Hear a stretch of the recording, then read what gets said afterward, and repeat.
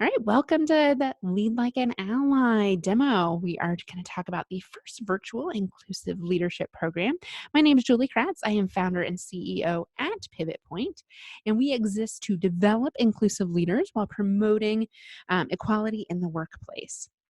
I want to talk about why we got this started. I think the why is always the most interesting part of any new change, any new information that we share. And essentially, I've been a facilitator, a trainer, a speaker in corporate America, and then now in my own business for the last decade or so. And what I remember from the first decade I spent in corporate America, being a people leader, is that I didn't have the tools that I needed to be successful. I certainly didn't know where to go. I read a bunch of books, and sometimes I'd attend corporate training programs. I was lucky to have some coaches and mentors along the way, but I was kind of doing it on the fly. And fast forward to today, I am still seeing that a lot with the leaders that I coach, especially around diversity and inclusion. And so I really believe being a leader is being inclusive and vice versa, that these aren't separate things that happen in different vacuums, that we can really cross-pollinate the skills, and what makes you inclusive makes you a better leader. What makes you a good leader also makes you really inclusive. So essentially the objectives of the program was built just on that need. I don't know what I don't know. How do I be more inclusive? So we want to facilitate inclusive leadership culture transformation. I often say inside organizations, how much does your team feel seen, heard, and feel a sense of belonging? What we know about human beings is that we don't stay places we don't feel like we belong.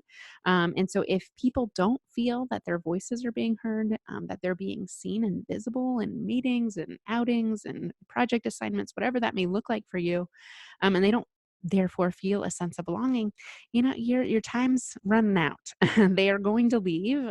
We certainly are in an employee driven market where they have the choice to exit. And so if you think about your team, how much would people say that I feel seen, heard, and belong? I think that's a really interesting barometer check. And the good news is you're not alone if those things need some work. And that's why this program exists, to really drive the inclusive leadership. Our leaders are the ones that set the tone for the culture. And we can't pursue a diversity and inclusion initiative, which I do not like that word. It is a cultural transformation, not an initiative.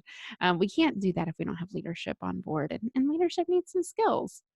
Secondly, engaging allies that may not see themselves as a part of the diversity conversation. So many times I'm working inside corporate America, Fortune 100 companies even, and white male leaders will tell me I'm not diverse. Like, whoa, this is not my fight to fight. I'm not going to say anything because I don't want to do or say the wrong thing. Well, if you think about that, especially as a leader, that's really problematic. If you don't feel like you're a part of the conversation, how can you help anyone? How can you be a part of creating change if you're not a part of the conversation? And so it really is, the program I'm going to show you is a choose your own adventure format. You get to decide your path. We have 12 key attributes, hallmarks of inclusive leaders that we know to be true from our research and from our experience with our clients. But with that said, you don't have to follow it chronologically. You can jump from unconscious bias to uncovering more parts about, maybe you're more intrigued about the racial component, or having candid conversations with people. All of these are key skills that really build off of each other. And last but not least is creating a brave place. We really want to have a brave place where all people can feel seen, heard, and belong. And this is where the beauty of the program is that we facilitate peer-to-peer sharing across various industries. And you have a comprehensive, very practical workbook with exercises to reinforce the learning. So these are some of the reasons why, the objectives of the program, and kind of the what and how. I wanted to start off with a broader brushstroke of, why does this matter to me? Why does this matter to you? And if I'm to think about who I am as a human, who I am as a speaker, as a trainer, as a leader, I am very collaborative. For anyone that's familiar with the DISC styles, I am a very high I. I love influence. I light up when I get to share ideas and collaborate with other people. Being by myself is not my favorite thing to do. That's why I'm so drawn to the diversity and inclusion work. I feel I know what it's like to feel included and excluded, and I really would hate for anyone to experience that exclusion factor, which happens a lot when you're different than the majority group inside organizations. Impact. We have to make positive impact in this space. Study after study shows Harvard's been reporting on this for over a decade. The more diverse your team is, the better performing it is. Well, guess what? Diversity hasn't changed much in that same decade. So, what's that all about? I believe in having a positive impact, a lasting change on organizations, and one and done training programs simply do not do that.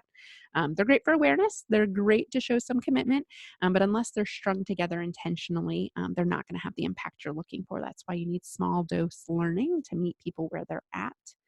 Authenticity. I don't know any other way than to be real. Call me naive, but I'm very trusting of other people. And I really believe that people have good intentions. They're just unaware sometimes about their behavior, and we have to educate them to help them close those gaps. They can understand, oh, when I said that, I didn't mean for it to be perceived this way, but I could see how maybe it'd be perceived that way. Bravery. Now, I say all the time, diversity and inclusion is a brave conversation. It takes courage, and you don't have to do it alone. To feel isolated on an island, like many of the diversity and inclusion professionals I work with across the country, tell me when I talk to them on the phone, they close their door, and you can just hear this sigh of like, "Ugh, again, I have to deal with this."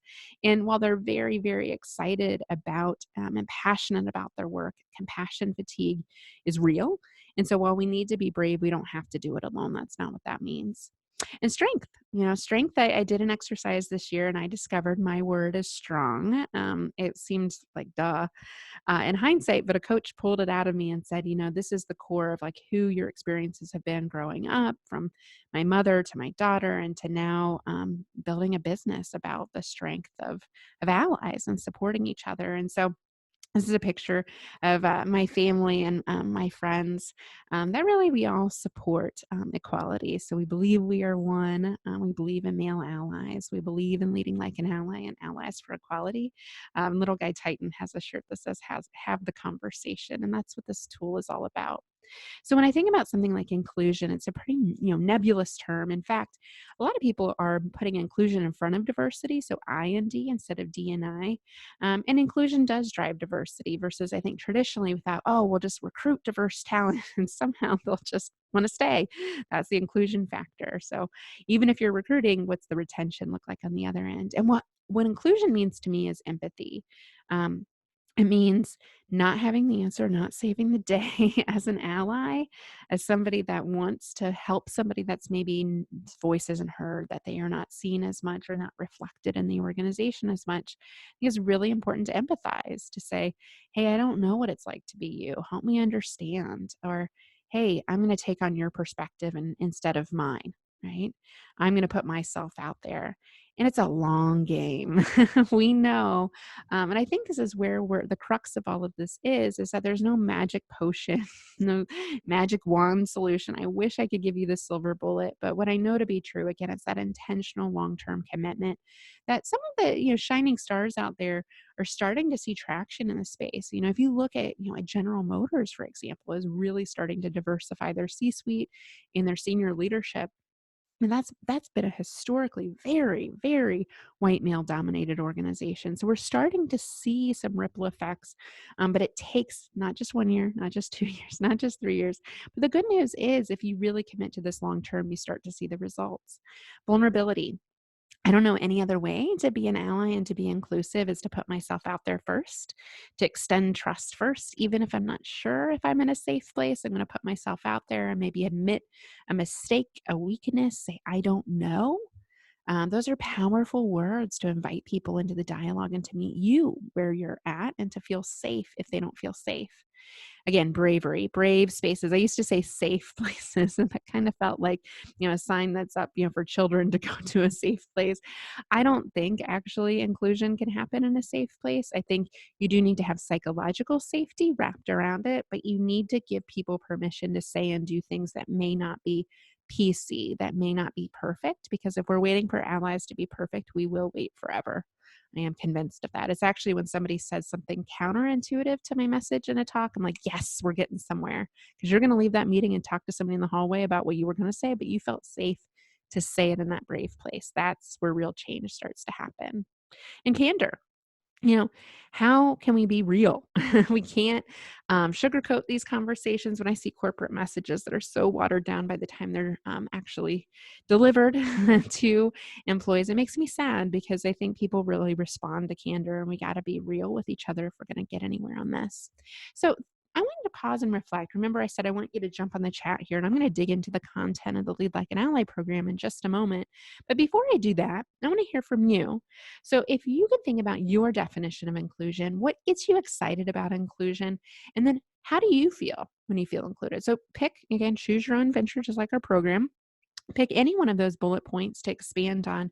But I want to hear from you at this point. What does it mean to you? Do you have a definition? Is it different than mine? That's actually okay. I don't think there's a one size fits all approach to this. What gets you excited? What got you excited to join this webinar? Why are you excited about inclusion? And then how do you feel when you feel included? For me, it's a very primal human need for most of us to feel included since we are a tribal species. And if you think about that inclusion factor, maybe even a time when you felt excluded, I think that really draws on the pain points that this program is intended to solve. So I'll pause, jump on the chat. I want to hear from you. Any one of those bullet points, do share.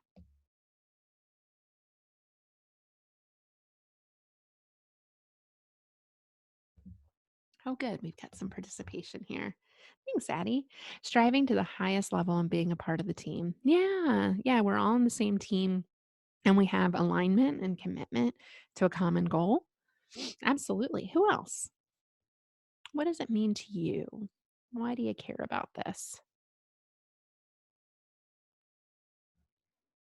Chris, thanks. Being accepted for who I am, safe environment to be me. Yeah.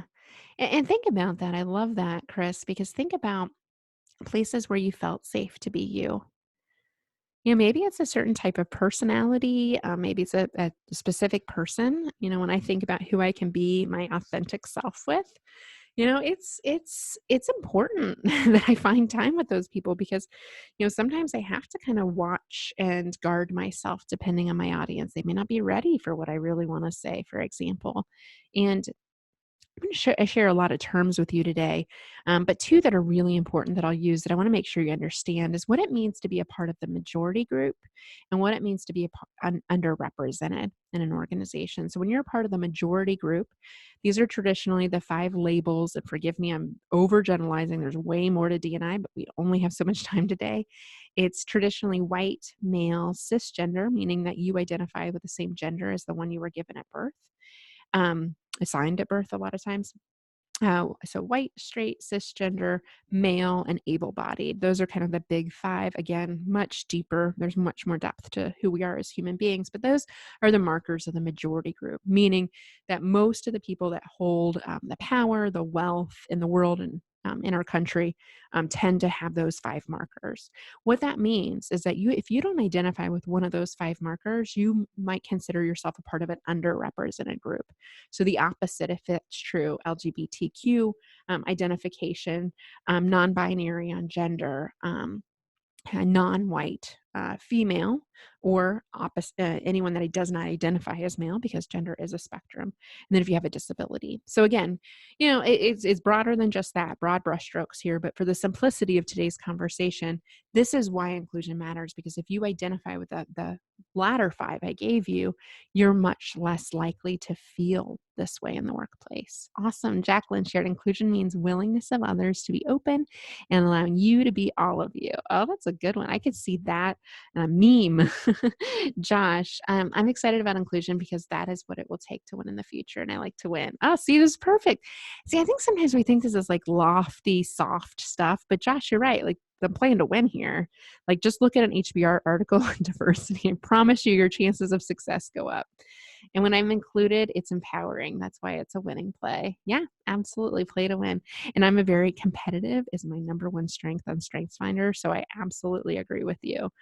This is a competitive edge. I mean, it is a differentiator because no one has this figured out despite the best of intentions. You've got some great companies that, say they're closing the gaps, but they're not there yet. No one is. It's a journey. So we can all play to win. Liz had every individual feels valued and shares a sense of belonging. That's so good, Liz. Yeah, that belonging factor. You jump jumped ahead right to my next kind of quote.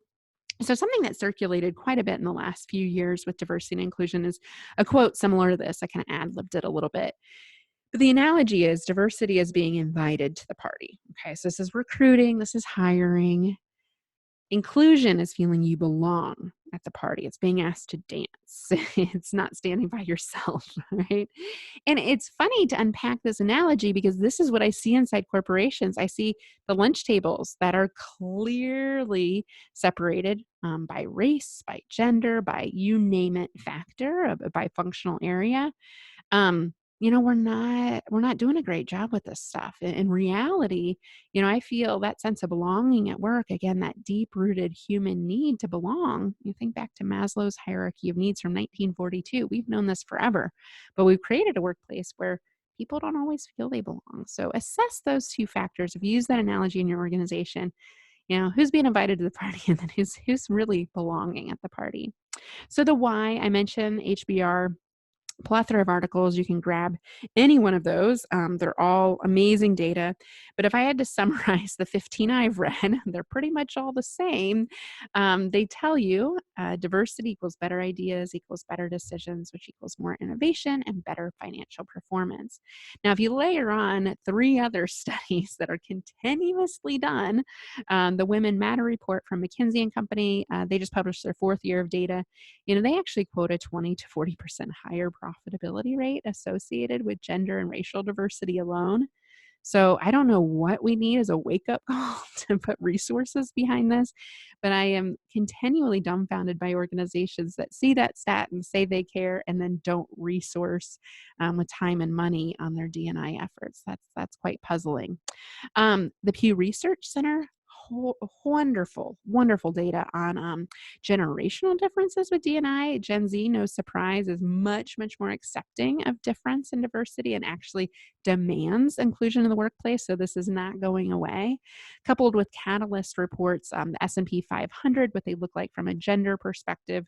They're a little bit more focused on gender, but they are talking more about intersectionality with race as well. So and just know all these organizations have their own lens, but within your fingertips, a couple broad brushstrokes on your keyboard, and I promise you can find a PDF to share with your organization. So I promised you a demo today, and I want to get into that and hear your questions. So do be chatting your questions as I'm going through this. I'm going to have tons of time at the end for some open Q&A, I promise. But I did want to tee up the 12 key attributes of inclusive leadership. So how did I come up with these 12? Well, earlier this year, I was writing my book, Lead Like an Ally, which is now available on Audible and on our website. And I was thinking about, what does it mean to be an inclusive leader? What are the manager toolkits? Everyone's always asking me for toolkits. And I thought, well, I used to resist it and say, there is no toolkit. You have to, spend the 10,000 hours like Malcolm Gladwell says to learn something. And then I realized, well, that's really not that helpful. And gosh, that's really thinking that you're the expert no one could possibly learn to be that type of expert, which I thought, let's be vulnerable and think about what I could teach. So I had this moment on a whiteboard where these 12 things literally popped in my head. But I have to say, this is from a couple decades of my own experiences in corporate America, my experiences with clients, and the tail end of my corporate journey, and then the 5 years in my business working on D&I and talking with D&I experts and practitioners around the country. So all of this to say, these areas, I do believe it starts with self-awareness. If you don't know who you are, and more importantly, who you are not, then I don't know how you're an inclusive leader if you don't have a barometer on who you are. Now, most people overestimate this. Some research from Harvard Business School, again, shows 70 to 90% of people think they're self-aware, and in reality, it's like 10 to 20%. So I have some tools here: a SWOT analysis, a vision statement. You need to find what kind of ally, what does allyship mean to you, and then how do you want to be an ally? What does that mean to you? So those are the exercises packed into that section. And then we got to self-management, emotional intelligence, empathy skills, vulnerability. These are tidbit skills that we spend. I'll show you the format. There's a 5-minute lesson on each one with practical exercises to demonstrate them. And then comfort with discomfort. I talked about bravery. You got to get comfortable being uncomfortable, and there's exercises to do that as well. Ally roles, knowing your role. I talk about allyship as I define it is leveraging your power and privilege for someone else that may be underrepresented. So remember those underrepresented factors I talked about. I could be being a mentor, a sponsor, an advocate, a coach, a challenger. And so I have you actually map out what roles do you want to play and who are your allies? How are you engaging allies yourself? Because this is a yin yang relationship. When you give to others, you're actually a lot as a giver, you're receiving far more benefits sometimes as being an ally than those on the receiving end of your allyship, believe it or not. Belonging we've talked about quite a bit. So there's some key pillars of belonging in the workplace that I have you assess in that section. Candid conversations, key skill. So many people don't know, how to define the conversation, how to create a healthy discussion where we disagree, but we commit on the back end. Diversity storytelling. We all have a diversity story. There's a great podcast out there by Jennifer Brown, A Will to Change. I always recommend in every single one of my talks. She has everyone start with the diversity story, especially those you don't expect. I think it's brilliant, especially if we want the white male involved in D&I. Everyone has a story. You just have to unlock yours. So I guide through that exercise. Unconscious bias, still a flaming hot topic. I got certified on a couple years ago. And there's, from a values perspective, from a bias perspective, how does our brain work? We're all biased. I encourage people to self-assess. There's actually a free assessment if you're interested today in digging in on that, implicit.harvard.edu. I'll put that in the chat here in a moment. Check it out. It's free. It's anonymous. It takes 10 minutes. There's no excuse not to do it. And then that brings me to the back end on that. We talk about gender bias, racial bias, and LGBTQ plus, how to facilitate being out at work, how to talk about privilege in the workplace, how to talk about our racial past. I think a lot of people skirt around the issue, and it is still very alive and well today. You don't have to look very far to your community, to your housing, to your church, wherever you spend time. There's still deep segregation, and lack of openness, I think, to gender being non-binary, for example, and the LGBTQ plus community. What does that mean? A lot of people don't even understand the acronym. So just explaining what those terms mean and how to ask about others' experiences that might be different than yours without putting the full ownership on them to explain what it's like to be them. There's a fine line there that I walk through. And then that wraps up with sustainable systems, hiring practice, recruiting practices, how do we measure and scale change? So that brings me to the actual system itself. So those are the 12 foundational attributes that we teach. And this is the opening screen. We actually have our own learning management system. And if your organization already has one, good news, we can seamlessly plug into yours, and license the content to you. We can even customize and build additional modules if you're interested. I have a number of clients that are asking about their other employee resource groups like veterans, disabilities, etc., that they want content on. Great, we can do that too. But for now, those 12 attributes are loaded in as modules, and then each one has 4 to 6 courses that take no more than 5 minutes with a complimentary worksheet page. So it opens up and it tells you how many modules you have, how many active courses you have, and you can go into the system and pick the courses you want. Again, choose your own adventure. The Lead Like an Ally course library has key months, and so we kind of self-guide you. If you were to take a monthly approach to this, you could start with self-awareness and go to self-management. If you want to jump ahead, though, and go to creating space for others or unconscious bias, you absolutely can do that. And then each module has a series of lessons to dive into. And so the first step is to really, you can access the workbook. So you can, it's an interactive PDF, so you can be typing in your workbook as you're completing the exercises live. So for month one, if you were to look at self-awareness as that key topic, and we do recommend this is the foundational module, a set of courses to get you started. From there, you can deep dive in to the areas that are going to most benefit you and have the biggest impact on you and your leadership. But knowing your ally why, setting your ally vision. I talked about that SWOT analysis: strengths, weaknesses, opportunities, and threats. We do this a lot in business, but we don't turn that lens towards ourselves as leaders very often. And then activating your allyship plan. So right from the get-go, we set a plan in motion so that you can sprinkle in these key skill areas that you're interested in bolstering. Perhaps it's a known weakness that I want to get better at being vulnerable, for example. I can go right ahead to that lesson and get better at something specific that's going to guide me in my plan. Now, I think it's important to mention too that the companion video all of them average from 4 to 6 minutes, right around the 5 minute mark. So it takes 5 minutes, it loads right from the system. There's prompts that follow the workbook pages. So what's really beautiful about this is that someone can open up the workbook page. You can print it off if you like to, or you can type right into it. And side by side, you can open the window for the video and follow along and complete the exercises. So essentially, all of the modules, all these months of content we recommend shouldn't take more than an hour a month. And that's really if you're diligently following and guiding through and taking each step of those workbook pages. We know that time is finite. It is a resource, and asking your leaders, asking your C suite to participate in this, your DNI practitioners, we understand it takes time away from others, but this has an impact on their performance, right? Professional development drives performance. And for no more than an hour a month, what a great investment. So think about workbook exercises to reinforce the learning. So I want to mention the comprehensive nature of this. So again, you can choose your own adventure. You don't have to do every single thing. But if you were to follow our recipe and trust us in the process, we really build it into 3 key learning points in each lesson. So, for example, where the conversation starts from knowing your ally why is we talk about the business case first, the Harvard stuff I shared with you, and I get a little deeper in that video. The human case. I believe this is the reason things aren't changing. This is the disconnect. It's one thing to know all the stats. It's a whole nother thing to connect with the heart of the issue and think about your own personal why behind it. And then I love asking people the question, what if nothing changes? What if you continue to look completely different than your customer base? How's that going to go? Right? Probably not so good, but you got to experience a little pain to want to have some behavior change. And then another point to notice, every single workbook lesson has other resources, at least 2 or 3.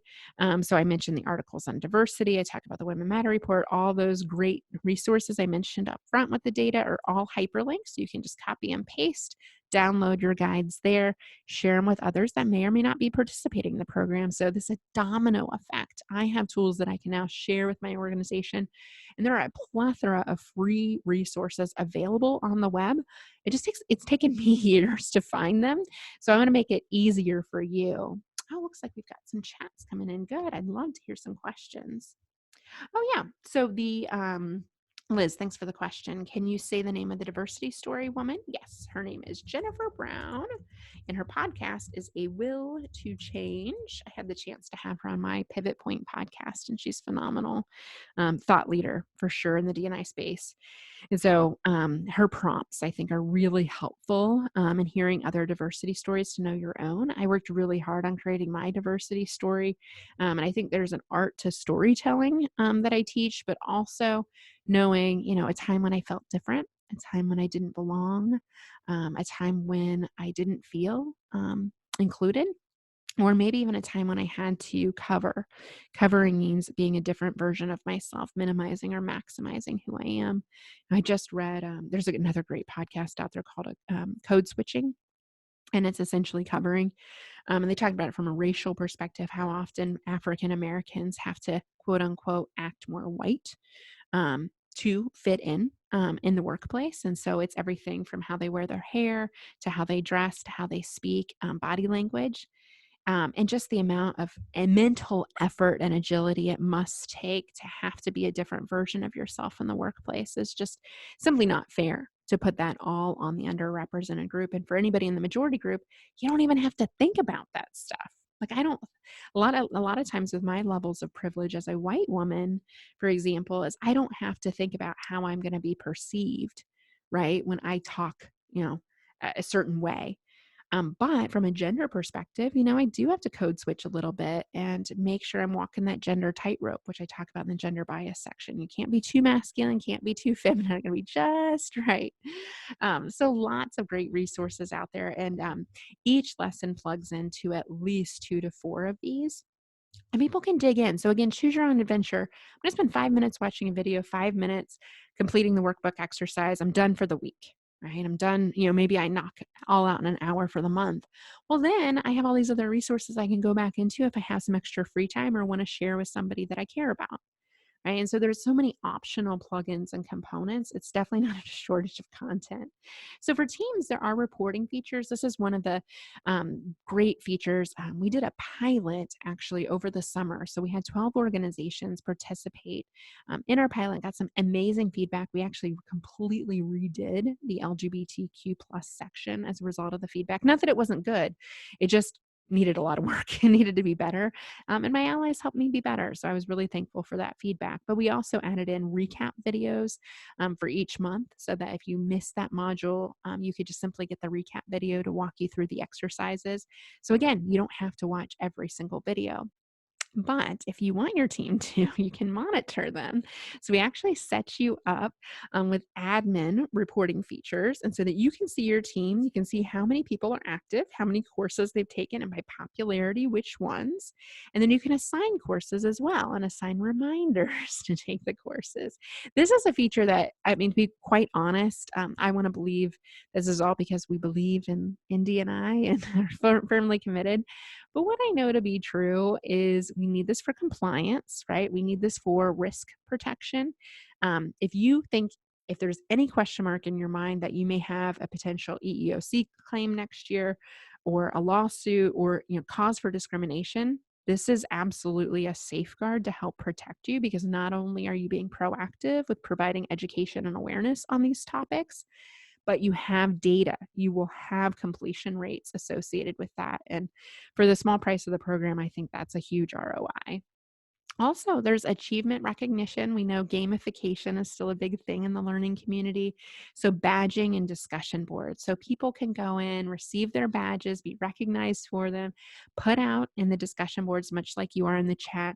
Hey, here's something I took away from this. Here's my diversity story.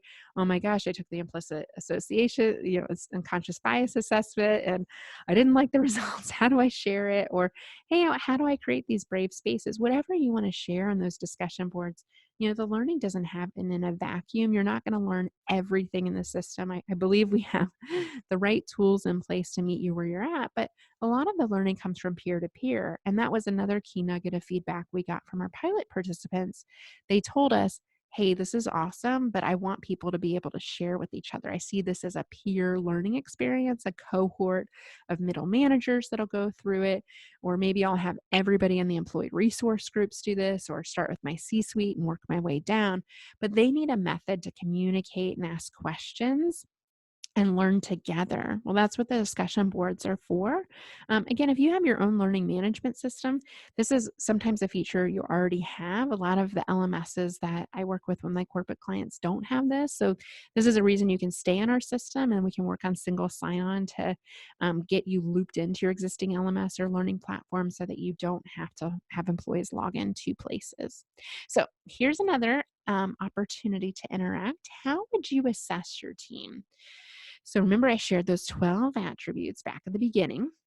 And I want you to ask yourself on a scale of 1 to 5, how would I assess how our leaders are self aware? 2, how our team is vulnerable, empathetic, and practices emotional intelligence.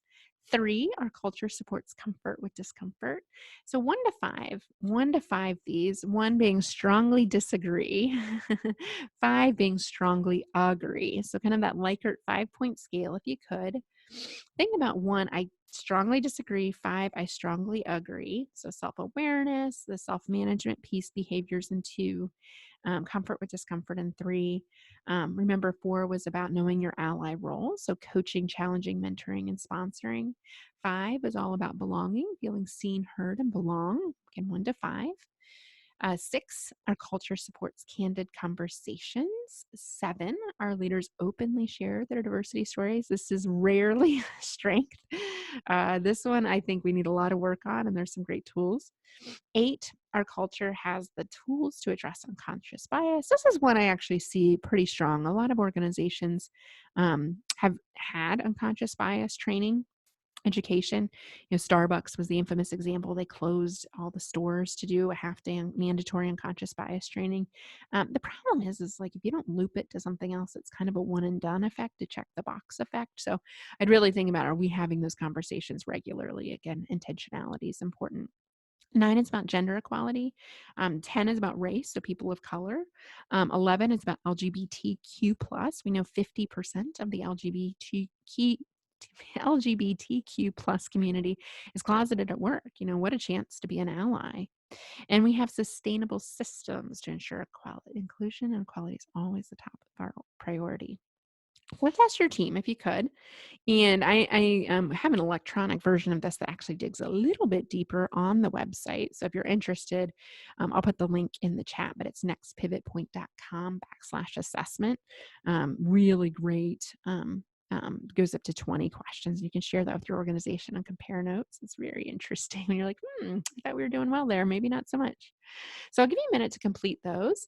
And if you could in the chat, just for the spirit of efficiency, if you could just write what was your top strength, meaning what scored a 5 on your list, strongly agree. And then what was your top weakness, maybe the ones that scored a 1. And if you have more than one, feel free to put that in the chat. Or if you just want to pick your top strength and top opportunity, I'd love to see those in the chat. And I'll be quiet for a moment while you do that.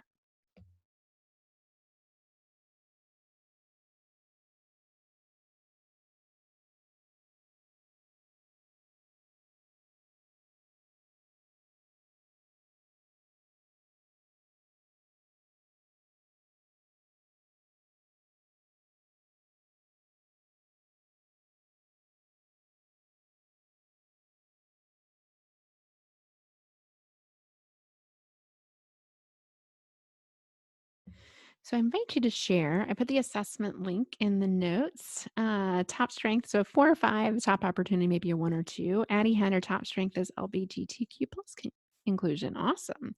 Yeah, there is a plethora of lessons we can learn from the LGBTQ plus community. What they've done to engage straight allies. There's some really interesting research that shows from NPR that late 90s, the acceptance of something like gay marriage, fast forward to today, I mean, it is exponentially increased. It went from less than 20% to almost 70% acceptance in 20 years. Think about we haven't achieved that kind of growth and perception change in gender or race in that short a period of time. So what can we learn from that community? And what's really interesting as allies is when you know somebody that's adversely affected because they belong to one of these underrepresented groups, suddenly it becomes real to you. Problem is we spend a lot of time with people just like us, so we don't get exposure. But I'm really glad to hear that, Addie. That's a strength. Who else wants to share strengths, maybe opportunities? And again, you're not alone. No one has this figured out. So if you're wrestling with some ones and twos on a lot of these, that's why we built this program because these are gaps inside all sorts of organizations, and it's not just male dominated or white dominated organizations. There really are not female dominated or people of color dominated organizations. I wish they existed. We are a far way away from that. Thanks, Chris. Top strength, gender equality, top opportunity, tools to address unconscious bias. Oh, that's good. Good stuff, Chris. Josh had top, we have a culture of candor. Nice. Very direct culture. And then weakness, diversity stories aren't shared or even understood. Yeah, people need tools for that. That's a very common weakness. Thanks, Josh. Addie, key opportunity, unconscious bias. Yep. And that's one, when you get, I do a lot of facilitation and training on unconscious bias live and virtually. And I have to tell you, people are scared to death when they enter that room, especially for our white, straight male allies. They're thinking, gosh, I'm going to just be schooled in everything that's wrong with me. I'm the problem. And that's not how I approach it. I don't think that's how any D&I professionals would approach it. But there's still this real fear. And I think we're so afraid to undo the can of worms. I hear that a lot. It's like, man, if we're dancing around this, that's still there. Even if you're pretending like it's not a problem, it's still existing. So you can keep on pretending it'll go away, or you could do something about it. And that's the tough choices as leaders. We have to do things that sometimes are unpleasant, sometimes that aren't popular. So enough of that. Oh, I promise some open Q&A time. And I know everyone's booked here for the next 5 minutes or so, but I'm happy to stay around a little longer. Our next demo is at 2 p.m. So if you missed anything or want to share it with somebody that didn't make it, I'd encourage you. We still have a few spots open for the 2 p.m. demo. So at this point, I'd love to hear some feedback. We did an intensive pilot. We have over 100 people in our preview process right now. I'll send links to getting into the preview process if you'd like a 7-day preview of the program. We're happy to do that for you. It does expire after 7 days, so we ask that you take it seriously. But at this point, what did you like? What did you not like? What didn't I cover that maybe you still have questions about? So I'll pause. I'd love for questions to come in on the chat.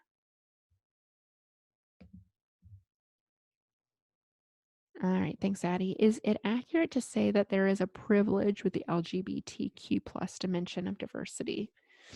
I'm not sure I understand the question, Addie. Help me understand. I think one take I do have on that, feel free to clarify. Another interesting, again, this is from NPR's reporting earlier this year about the LGBTQ plus community, is that it is the one, well, depending on the diversity dimensions at your organization, usually there's, 3 to 12, as many as 12 employee resource groups for underrepresentation.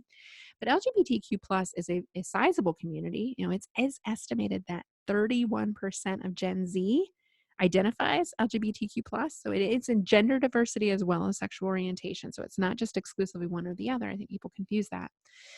But it's one of the few underrepresented groups that white men are a part of. And when you think about, again, where power and wealth is distributed in our country and worldwide for that matter, 80 to 90% of the wealth falls in white men's hands. And so because they're a sizable part of that community, it is interesting to assess privilege and the intersection there. There's so much intersectionality with these terms too, to exclusively work on one versus the other. And the more intersectionality you experience with underrepresentation, the harder your road is. I mean, it's like potholes on your road. We're on the same road, but man, your road looks really different. Oh, good. The great questions. Thanks, Jacqueline. Great demo. This is a program that is definitely needed in a lot of organizations, especially the UB. Yep. Self-awareness, inclusion, and creating the sustainable system. I love that, Jacqueline. Yeah, the sustainable system is really best practices, hallmarks of organizations that actually have protocols around this, cultural norms. When you get good at this, it's embedded in the culture. It's not like a mandate that we have so many women at a meeting. That can work, but it works better when it ground swells up. That's why it's the 12th pillar. Liz, the program seems valuable and well structured. However, 5-minute videos seem really short to maximize learning. Is there a ballpark or total content length for the full program commitment? Yes, Liz. So we have 52, actually the intro videos. So we have 53 videos in addition to 12 recap videos. So people can absolutely go through a full module of content that's about 20 to 25 minutes. So we bite-sized the learning because attention spans, they used to be about 18-minute mark because that's the TED Talks are structured. They're getting smaller and smaller and smaller. We're on our phones just too much. So that's why we did 5-minute videos, Liz. But I agree with you. You don't have to do it that way. You can absolutely plow through a whole module of content. And that's what we're seeing is people carve out an hour in their day, once a month to go through a module. And they just pick a module that's most interesting to them, right? Once you get the foundation with module 1, you can dive into unconscious bias, candid conversations, diversity, storytelling, and just knock it out. But if you only have 20 minutes or you only have 10 minutes, that's where the 5 minutes comes in. Yeah, it's a lot. So the feedback we got in the pilot too was, wow, that's a lot of content. I'm like, yep. So you don't have to do it all. So if you want to bring some of this in-house, or if you just want to unlock certain modules for people to see, we can do it that way. So we can bite-size it and baby step people there. I have a client, for example, that has 5 employee resource groups. So she wants 5 of those content areas built out with modules, and that's it, right? So this is a starting point. You don't have to buy it just the way it is. We think we have a good product. We've really worked hard on it for the last, 9 months. So it is a long ways in the making, but we can change it for you. We are not opposed to customization. Addie, we would like to roll out implicit bias training enterprise-wide as their tracking and evaluation mechanism built into the program. So Addie, there is not. So with unconscious bias, the tricky part of this is that the assessment I recommend, and this is the one that's been around for decades with Harvard, is implicit. Oh, I told you all I'd put that in so it's implicit.harvard.edu. Check it out. It's anonymous, so I actually can't capture And you can't capture that, and it's actually on purpose because people wouldn't take it if they thought people were gonna know that I'm gonna look like a racist or a sexist, which is not how the results come out, but people still interpret it that way. So it is required, or it is encouraged rather, that people self-report. And I would still keep it that way. Now, when I do unconscious bias training inside organizations, I use the cultural values assessment from the Cultural Intelligence Center where I was certified on unconscious bias. That absolutely, you can get access to everyone's reports. And this helps people understand at the root of bias is in your values, it's in your experiences. The more we're different on our values, the more bias is going to show up. So something like that, I would be much safer and much more vulnerable and real to share that data instead. Hey, JC. So, JC is actually our client experience manager. She's joined us today. Julie can add modules or add more content to any module that you want more information about. Yep, absolutely. So, we've had some requests already on that. And to dig deeper into certain sections. There's only so much time. So the balance of content, if you want more or less of it, really, and taking that 12 attributes assessment up front really helps guide, okay, which are the ones that we want to prioritize as a team? Which ones do we not have here that we want to prioritize? And then we can build additional content there. So great point. Thank you, JC. Thanks for being with us.